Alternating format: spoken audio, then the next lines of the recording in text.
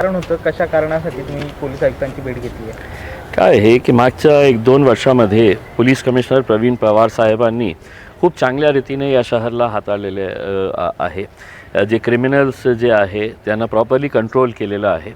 पण माझ्यावर जे हल्ला करण्यात आला होता एका गुंड आणि त्यांच्या परिवारातले लोकांकडून, आणि पहिले त्याच्या अगोदर आमच्या जे रॅली होती, रितसर परवानगी घेऊन ती रॅली काढण्यात होली, त्यावरही हल्ला चढवण्यात आला होता. तर त्या केस FIR रजिस्टर तर झाला होता आणि त्या केसमध्ये त्यांना बेलही मिळालेली आहे. पण आमच्यावर, आमच्या गाडीवर आणि माझ्यावर जे स्वतः जे हल्ला करण्यात आला होता त्याचा काही दखल झाली नाही होती.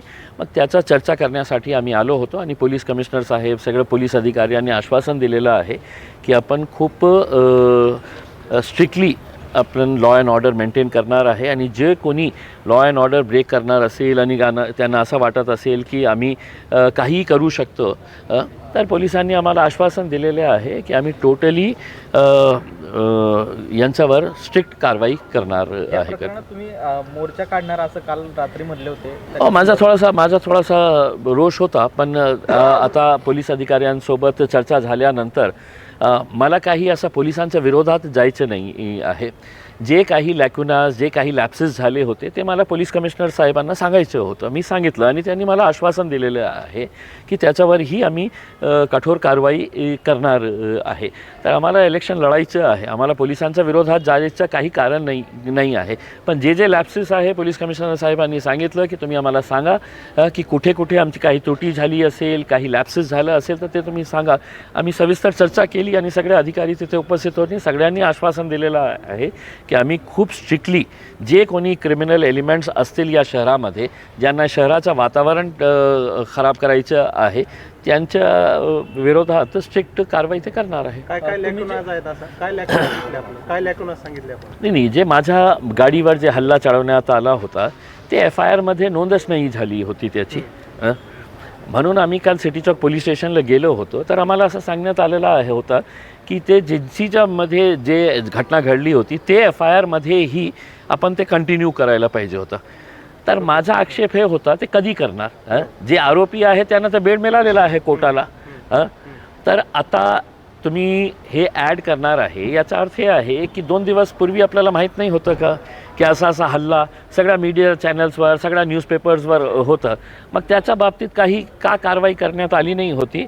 म्हणून आम्ही ते पोलिसांसमक्ष हे जे बाब आहे ते आणलं. स्वतंत्र गुन्हा दाखल करताय त्यामध्ये की त्याच्यामध्ये नाही, मला हे महत्त्वाचं नाही आहे की ते त्यांचा लीगल प्रोसेस काय आहे. फक्त जे दोषी लोक आहे त्यांच्यावर तुम्ही कारवाई करणार आहे का नाही. तुम्ही तेच FIR ठेवायचं असेल तर तेच FIR ठेवा.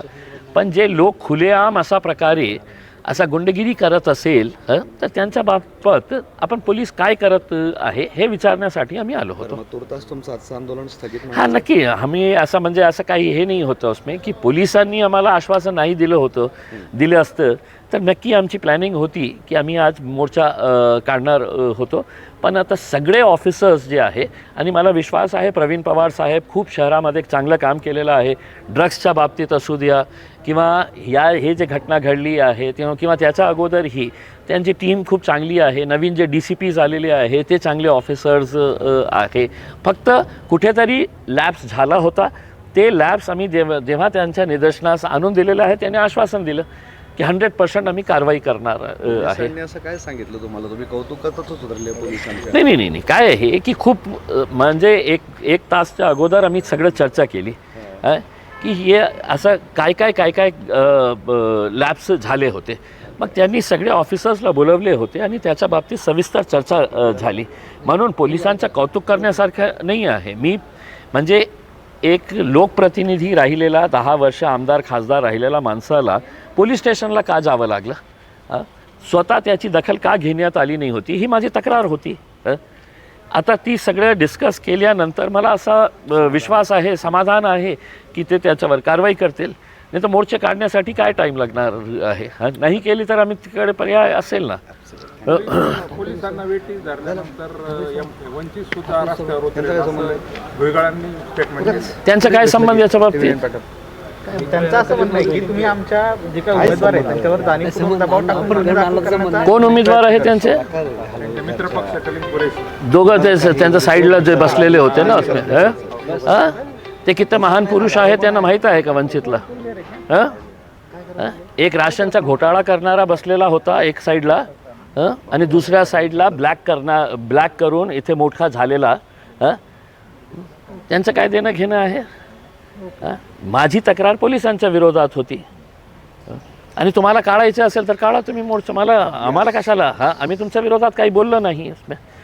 तुम्ही गुंडगिरी करणार असेल आणि तुम्हाला असं वाटत असेल की नाही आम्ही गुंडगिरी अलाव करणार आहे, आमचा पक्ष जे आहे ना ते अलाव केलेला आहे गुंडगिरी करण्यासाठी, तर तुम्ही पोलिसांशी बोलावंच का?